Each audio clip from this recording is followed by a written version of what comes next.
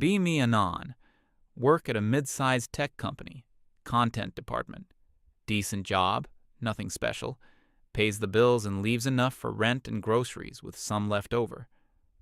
The office is the kind of place where everyone pretends to be very busy even during the stretches when nothing is actually happening.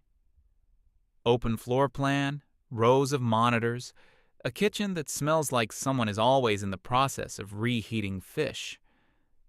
I've been there long enough to know the rhythms of the whole place. Who takes the long lunch, who never refills the coffee maker, who you do not engage with before 10 in the morning. That last category is where I mostly live. I need a cup of coffee and about 45 minutes before I'm prepared to have a real interaction. Most of my coworkers know this and respect it. Open floor plans teach you a lot about reading people fast. 2 desks down from me sits Morgan. Content manager, 28, the kind of person who treats every opinion she has like it belongs on a motivational poster. Not a bad coworker in the straightforward sense. She does her job fine, she meets her deadlines, she doesn't steal lunches from the fridge.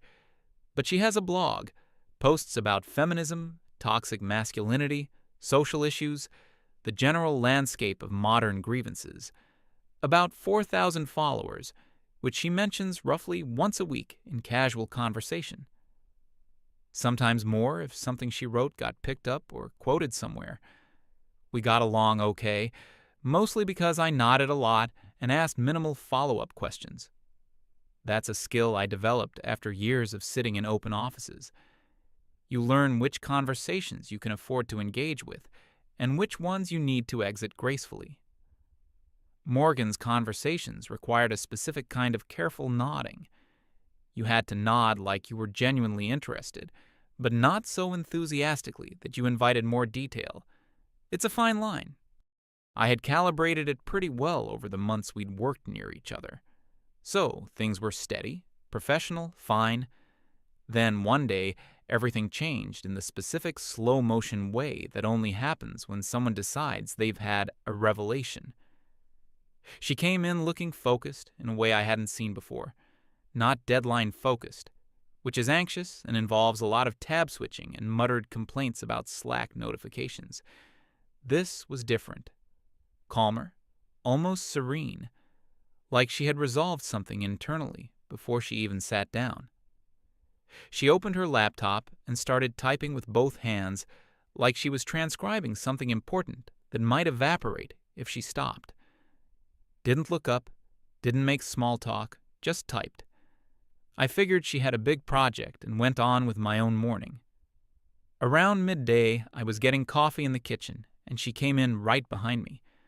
Started talking before I'd even finished pouring, which is something she does when she's excited about something. Said she'd been working on something really important that morning, something that was going to fundamentally change how she approached her romantic life. I said that sounds significant.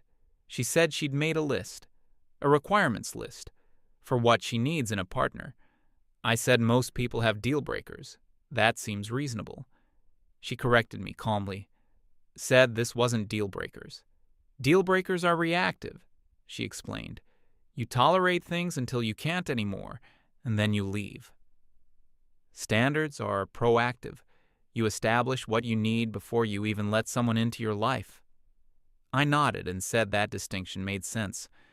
She said she'd been dating for years, and the core problem was that she'd never written any of it down, never made it concrete or explicit. So men sensed she was flexible on her needs and pushed past things that should have been clear limits. Now she had removed all the ambiguity. She said a man who was truly aligned with her values would read the list and feel nothing but respect for her clarity.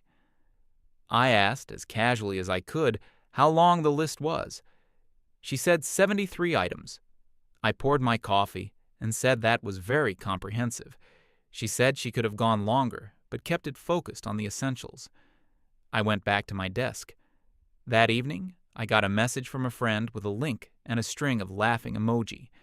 Then another message from a different person, same link. Then a third, no message at all, Just the link, which somehow communicated something the laughing emoji didn't. I opened it, Google Doc, titled at the top, in bold, Non-Negotiable Partnership Standards. Formatted like a real document. Table of contents, numbered section headers, items numbered within each section. She had put genuine effort into the presentation, and I want to acknowledge that because it actually was well formatted. I read the whole thing start to finish, which in retrospect was a mistake, but at the time felt like something I had to do. You know how sometimes you start reading something and you think you'll stop partway through, but then the specific nature of it keeps pulling you forward. This was that.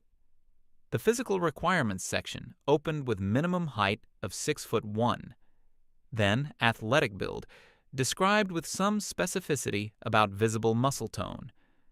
Then a separate item about no dad bod energy, which I noted was distinct from the athletic build item. So technically 2 items about approximately the same thing. Grooming standards, dress standards, no visible tattoos below the collar. I counted 8 items in the physical section total.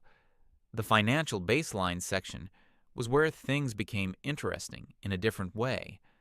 Minimum annual income of $120,000. Must not have co-signed any loans for family members. Must have an active investment portfolio and be able to discuss investment strategy. No financial entanglements with any former partner. I sat with the 0 student loan debt item for a while. In this country, at this specific moment in history, that requirement alone eliminates a very significant portion of college-educated men in their 20s and 30s. The median student loan balance in America is somewhere around $30,000. The 0 debt requirement is not a high bar. It is a bar that exists above the statistical average, and the income threshold is not a bar most men in their late 20s and early 30s have cleared either. Taken together, financial section alone, you've already excluded the majority of men in the relevant age range. But I kept reading. The emotional availability section was the one that required the most rereads. Must be emotionally present and available at all times. But also must fully respect her need for space without seeking reassurance or clarification. Must initiate quality time consistently throughout the relationship, but must not come across as needy or emotionally dependent. Must be able to process his own emotions independently without burdening her, but also must be open and emotionally vulnerable with her whenever she needs that from him. I read that section probably 4 times, not because the individual sentences were hard to understand, but because taken together, they required the man to be in 2 different emotional states simultaneously, available and vulnerable when she needed that, independent and non-needy when she needed that instead. Without being told which mode was required at any given moment, and without asking for clarification about which mode was required, because asking for clarification would indicate emotional immaturity. I moved on to the political alignment section. Must identify explicitly as a feminist, not just sympathetic to feminist ideas, but actively identifying. Must have voted correctly in the last 2 major elections. Must actively engage with social justice content online and be able to demonstrate this engagement if asked. Must not maintain close friendships with anyone holding what she described as retrograde views on gender, race, or social progress. That last item had a footnote explaining that retrograde was defined broadly, and she would assess on a case-by-case basis, meaning she could decide retrograde meant whatever she needed it to mean whenever the question came up. Lifestyle compatibility section. Vegan or actively transitioning to veganism with a clear and documented timeline. No video games.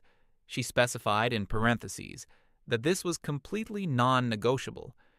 No participation in what she called bro culture activities, with a list of examples including fantasy sports leagues, regular poker nights, watching sports in bars, and any group male bonding activity that excludes women by culture, even if not by explicit rule. Must prioritize the relationship above personal ambitions when circumstances require it. I stopped on that one again. Must prioritize the relationship above personal ambitions when circumstances require it. No timeline specified for when that prioritization would be required. No clarity on who decides when circumstances require it. I filed it away. The document ended with a short paragraph explaining that this list wasn't about finding perfection. It was about alignment, and a man who was truly secure in himself would see this list not as a burden, but as a gift, because it removed all uncertainty about compatibility. Below the paragraph, she had added the caption for posting publicly. I know my worth. These aren't demands, they're standards. A high-value man won't even flinch. I put my phone down and went to sleep. Woke up to a significantly larger number of messages than usual. The post had been picked up overnight by a large meme account. They'd reposted the document title and several highlighted items with the caption, 73 Reasons to Stay Single. That single repost had more engagement by the next morning than anything Morgan had ever posted in her entire time running the blog. The comments were mostly men. Some wrote short things like nope or Mao or good luck with that, Godspeed. Some went through the list item by item and wrote responses to each requirement. The zero student loan debt item generated its own thread of guys doing the math on what percentage of American men in their 30s actually have no student debt. The income threshold got similar treatment. Someone posted actual census data on median male incomes by age bracket. The emotional availability section got screenshotted separately and posted around with the comment that reading it felt like being asked to be both hot and cold simultaneously. Some women commented too. A portion were supportive, said she knew her worth, told her not to compromise for anyone. Said, finally, a woman who is honest about what she wants. Others were more hesitant, said things like, this is a lot, or maybe some of these could be flexible. One woman left a fairly long comment saying she identified as a feminist herself and absolutely believed in women having high standards, but that 73 non-negotiable items formatted like a compliance document was going to make genuine connection very difficult. That comment got argued with at length by several people in the replies.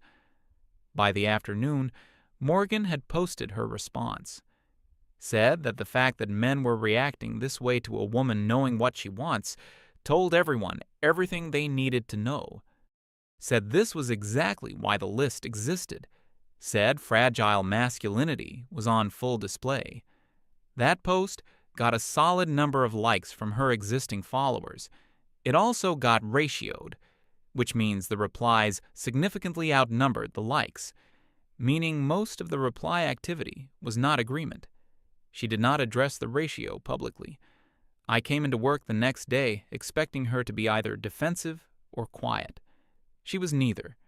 She was energized in the same way she'd been the morning she wrote the list, talked at lunch about how the reaction proved she had hit something real, said when a woman is direct and explicit about her needs, men panic because society conditions them to expect women to be grateful for any interest they receive. Said the pile-on was evidence of a systemic problem, not evidence that the list itself was wrong. I said something careful about whether some of the pushback might be less about her having standards and more about the specific volume and format of them. She looked at me, then said men never get asked to justify their preferences the way women do. Said a man who exclusively dates tall women or women with a specific body type never gets an article written about him. I acknowledged there was probably a genuine double standard in how society responded to women being explicit about their requirements versus men doing the same thing. She accepted that acknowledgement and moved on. I did not bring up the emotional availability section. I had made a decision that that particular internal contradiction was not mine to point out. In an open plan office, you survive by being selective about what you engage with, so I let it go. What I noticed, though, privately, was that she had posted 73 requirements for someone else and had not once in any of these conversations described herself. Not her personality, not what she brought, not what it was like to spend time with her. Just the list, and then the reactions to the list, and then her reactions to the reactions. It was like the document had become the whole conversation, and she was defending the document instead of herself. Over the following weeks, things developed in the way I had privately expected them to develop. She updated her dating app profiles, changed her bio to communicate that she had standards and wasn't interested in people who weren't serious. She started sending the list to matches before agreeing to meet them. She mentioned this to me, said it was the most efficient approach because it removed the possibility of wasting time on incompatible people. She seemed pleased with the logic of this. I noticed, without saying anything, that the number of matches she mentioned had decreased considerably. The first guy who agreed to a date after receiving the list showed up, had coffee with her for somewhere around 20 minutes, and left. She told me he was intimidated by a woman who was direct and clear. She said this with a satisfaction that I found genuinely hard to parse. Like the early exit was proof that the system worked correctly. The list had identified an incompatible person and removed him from consideration. She framed it as a success. I thought about pointing out that a man leaving a date early is not normally what success looks like, but I did not point that out. The second date was roughly similar in structure. She had apparently gone through some of the more important requirements out loud over coffee. Not all 73, just the ones she considered foundational. I don't know exactly which ones she led with, but the guy had listened, finished his coffee, and then told her he thought he had left something on at home. Stood up and left while she was mid-sentence, apparently. She seemed genuinely unbothered by this when she told me. Said he had physically fled from accountability, which became her phrase for it. She posted about this one publicly, said she'd been on a date, and the man had fled the moment real expectations were introduced. Said it was the clearest possible evidence of why the list existed in the first place. A number of her followers told her she was better off without men like that. A roughly equal number of other people had different views about what the anecdote demonstrated. The screenshots ended up on several forums where men were discussing dating. I got sent them again by different people. She did not engage with those forums directly. There was a third date that she mentioned briefly. This one had lasted longer. A guy she said seemed promising at first. They got through the coffee, and then she described how she had eventually brought up the political alignment section. Asked about his voting history. He had apparently gotten very quiet, and then said something about preferring to keep that private, which she had taken as a red flag. She had ended the date there. She said a man who was truly aligned wouldn't be private about his politics. I asked whether it was possible he was just a private person in general. She said that in this political climate, privacy on that topic was itself a position. I let that one go too. I had developed a very comprehensive internal catalog of things I was letting go. It was getting long. A podcast reached out sometime in this general period. A smaller feminist-leaning show, probably a few thousand regular listeners. They wanted to interview her about dating standards and the public reaction the list had generated. She accepted immediately and was noticeably energized about it for the following week. Mentioned it at work a few times in the days before the recording. Said it was an opportunity to have a real substantive conversation about the social dynamics at play, specifically about why men reacted so strongly and defensively when women were explicit about needing things.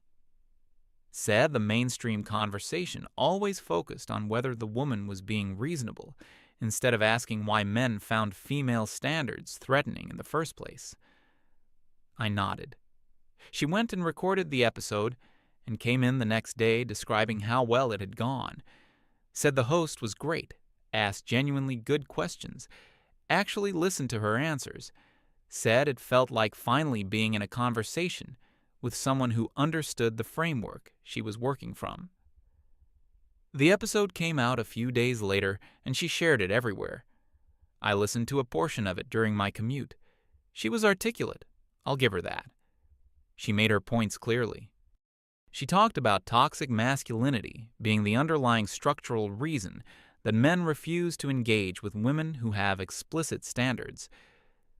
Talked about how the cultural conditioning of men leads them to expect women to be grateful for whatever attention they receive, so when a woman arrives with actual stated requirements, it triggers a defensive response rooted in insecurity. Said the meme coverage the list had received was itself a perfect demonstration of that dynamic in action. The host agreed with each point as it came up. The conversation had a very specific shape, where both participants were confirming things to each other rather than testing them. I recognize the shape of it. It's a common shape. You get into a conversation where the goal stops being to find out if something is true and becomes about demonstrating that you already knew it was true. Both people leave feeling validated, and nothing actually gets examined. I finished the commute and went to work.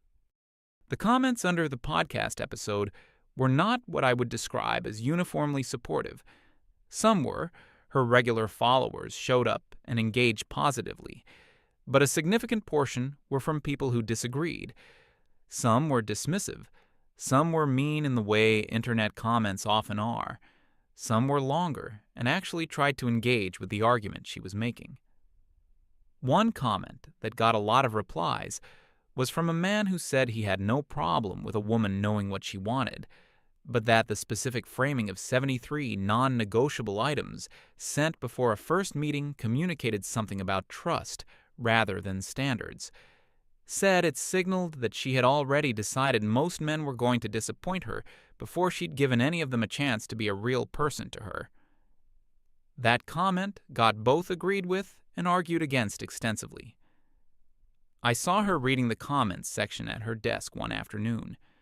She had a specific expression that I recognized from other contexts, the expression of someone who had expected a certain reaction and was sitting with a different one. She closed the browser after a few minutes and went back to her actual work without saying anything about it. I didn't say anything either. We had reached a point in the whole situation where any comment I made was going to land badly, regardless of what it was. If I said the comments were rough, I was piling on. If I said some of them had a point, I was betraying her. If I changed the subject, it was dismissive. So I said nothing, which was the cleanest available option. I had gotten good at identifying the cleanest available option and taking it. Things settled down over the following weeks the way online moments do. Some other story came along and the meme accounts moved on. The list was still up. She hadn't taken it down, but nobody was reposting it anymore. The comment sections went quiet. The forum threads got buried. At work, she still mentioned dating sometimes at lunch.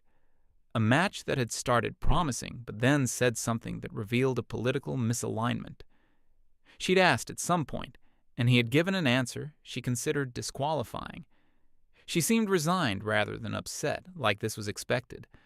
A guy who seemed great on paper, but mentioned he had friends she described as problematic. I asked in what way problematic. She said he'd referenced a guy's trip they had taken together recently, and one of the other guys on the trip held views she didn't agree with. I said something about whether someone could be held responsible for their friend's views. She said the company you keep says something about you. I nodded. One guy she'd actually gotten to 2 dates with before he mentioned he had a gaming PC at home. 2 dates, which was the furthest the list era had gotten. She said she'd thought about being flexible on that one. said maybe gaming was something that could evolve. But then he mentioned some online gaming community he was part of, and she said the community had a reputation she didn't like.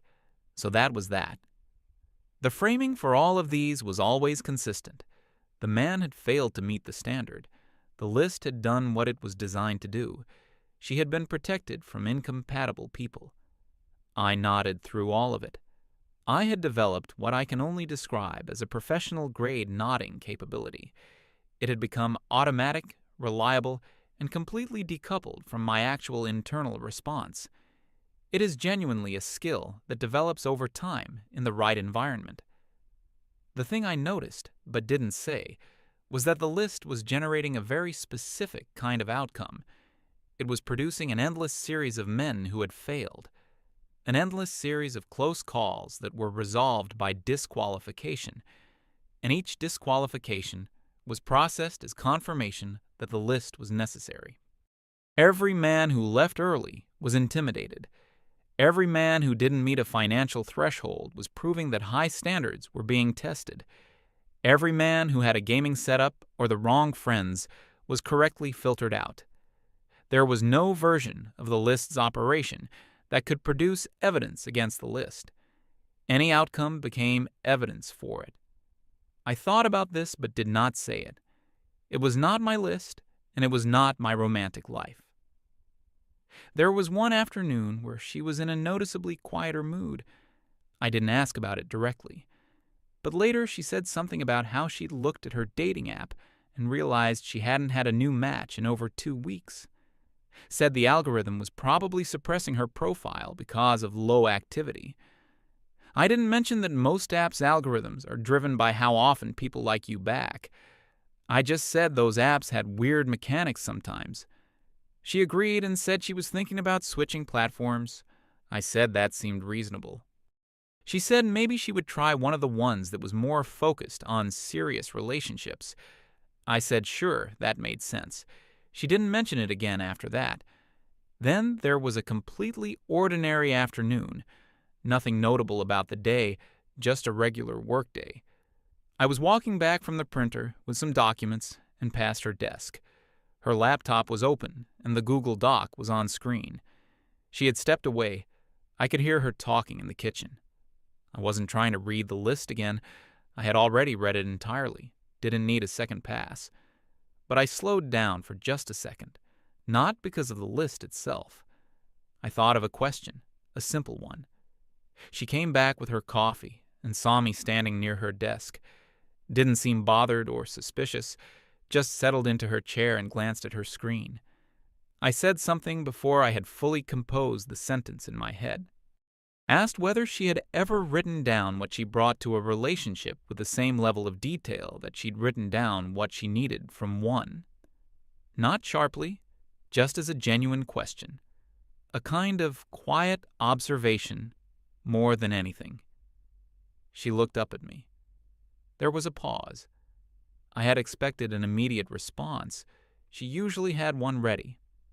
Something about how women are always asked to justify themselves while men's preferences go unexamined, or how the question itself reflected the problem she was describing.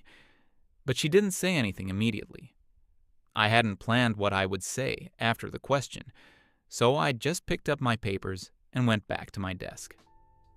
The rest of that afternoon was quiet in a specific way.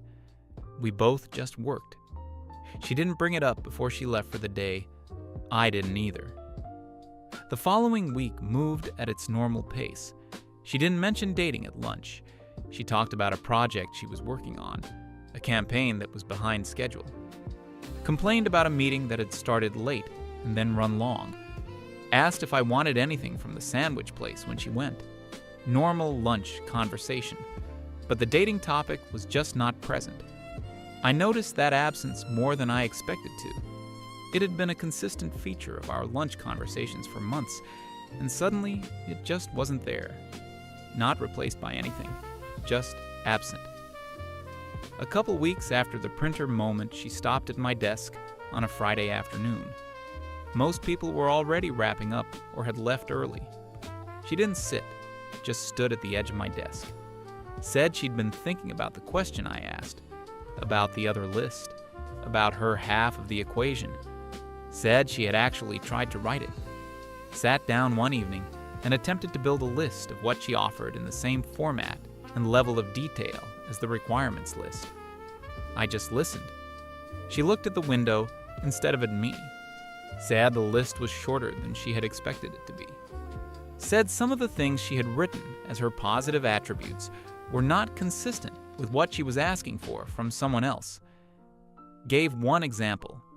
She'd written that she was independent and focused on her career as a positive quality she brought to a relationship. But item 30-something in the requirements list asked that a man prioritize the relationship above personal ambitions when circumstances required it. Sat there and realized she was asking for something from someone else that she wasn't offering in return. I said that was probably a useful thing to notice. She said, yeah, probably. Then she said something I hadn't expected. Said there was a line in the requirements about the man needing to be emotionally available and open. And she'd been thinking about a guy she dated a few years back, before the list, and before all the online stuff. Said he had been open with her, shared things with her, was pretty expressive about how he was feeling. Said she remembered finding it exhausting at the time, thinking he was too much, too emotionally present, too frequently in his feelings about things. Said she had pulled away from him partly because of that. And then, years later, she'd written emotional availability as a non-negotiable requirement. And sitting there trying to write her own list, she'd made the connection between those two things. I didn't know exactly what to say to that, so I said something about how patterns in your own behavior are usually the last things you clearly see. She said, yeah. Then she said she was going to think about which items on the list were genuinely about compatibility and which ones were about something else. She didn't say what the something else was. Didn't need to. She grabbed her bag and left. I sat there for a few minutes after the office had mostly emptied out. Not doing anything in particular, just sitting. A couple weeks later, she mentioned at lunch that she'd removed the list from her dating profiles. Not taken it off the internet entirely. It was still up, but stopped sending it to matches proactively. Said she was just talking to people first now, letting things develop before establishing formal compatibility. I said that seemed like the more reasonable approach. She said it was uncomfortable because it meant sitting with uncertainty for longer. Said she kept catching herself wanting to send the list just to know faster whether someone was aligned, but she was trying to stay with the discomfort instead of resolving it prematurely. I said that was probably the harder version of the process, but likely the more accurate one. She said, yeah, probably. A month or so after that, she mentioned going on a date. Briefly, in passing, not a big announcement. Said it had gone fine. The guy seemed normal. I asked what she meant by normal. She said it felt like just talking to someone, rather than managing an interaction. Like she wasn't running assessments the whole time, she was just there having a conversation. I said that sounded like a positive sign. She said it was strange, because he didn't meet a significant number of requirements from the old list. Lower income than the threshold, rented his apartment, had a gaming setup in his bedroom. I said that was interesting. She said, yeah. Didn't elaborate further on the requirements list. Just said the date had been fine and she was seeing how it went. I don't know how it went. She hasn't updated me, and I haven't asked. We still sit near each other, still get lunch sometimes. She still has her blog, still writes about the things she cares about, still mentions her follower count occasionally. The specific moment with the list has just settled into the background of regular office life. It happened. It was a thing. And then time moved forward the way it does. Nobody wrote a follow-up piece about what changed. No one came back to the original post to check in. The meme account that got 40,000 reposts on the initial share has since moved on to 17 other viral moments. That's how these things work. The list is still technically up on the internet if you know where to look, but the conversation around it is dead. I think about it now and then, not in a heavy way, just as an example of something. Morgan spent a few months constructing something she thought was a filter, and finding out it was more like a wall. The irony is she already knew how to connect with people. She's not broken in that way, not incapable of real conversation or genuine warmth. She's actually pretty decent company when she's not in defense mode. She just got convinced at some point that the way to find the right relationship was to make the requirements explicit enough that incompatibility became impossible to miss before it cost her anything. What she didn't think through was that the requirements themselves became the thing people were responding to, not her personality, not what it would actually be like to spend time with her, not whether she was kind or interesting or worth knowing. Just a formatted document with 73 numbered items. And whatever the document was supposed to communicate about her values ended up communicating something different to almost everyone who read it. The list was supposed to say, "I know what I want, and I respect my own needs." It read like, "I've already decided you're probably going to fail." Those are different things. I'm not saying having standards is wrong. Most people have things they genuinely need in a relationship, and those things are legitimate. I'm saying a 73-item non-negotiable compliance checklist sent to strangers before meeting them in person is a different posture toward the world than just knowing what you need. It's treating a potential relationship like a contract, where the other person hasn't been offered a seat at the negotiating table yet. It's optimizing for not being hurt so aggressively that it prevents anything from starting. The list wasn't really about finding someone. It was about finding a reason not to be found. Every requirement was a test that the man could fail. And failing was safe, because failing meant he was never really inside the wall in the first place. He never got close enough to hurt anyone. I think somewhere underneath the spreadsheet logic was someone who had been hurt before and had decided that the way to prevent it from happening again was to make the entry process so rigorous that nothing bad could get through. The problem with that logic is that nothing else can get through either. Anyway, that's more analysis than I usually do about things that happen at my workplace. The short version is Morgan made a list. The internet laughed at the list. The list didn't work in the way she intended. And then she had one quiet conversation with herself about what she was actually bringing, and things started to loosen up a little. I said one thing while walking past her desk. Didn't plan it, didn't follow up on it, didn't make it into a big conversation. Apparently that did more than 3 months of viral attention and a podcast appearance had done. Make of that what you want. I still work 2 desks down from her. We still get lunch. She still talks before I've had enough coffee. She mentioned the other day that she was thinking of writing something new for the blog. Not about the list, about something else. I said that sounded good. She said, yeah, she wanted to write about something she actually had more to say about. I said, what was that?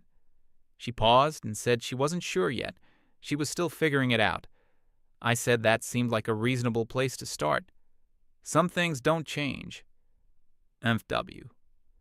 One unplanned question quietly moved something that nothing louder had touched. Be well out there, anon.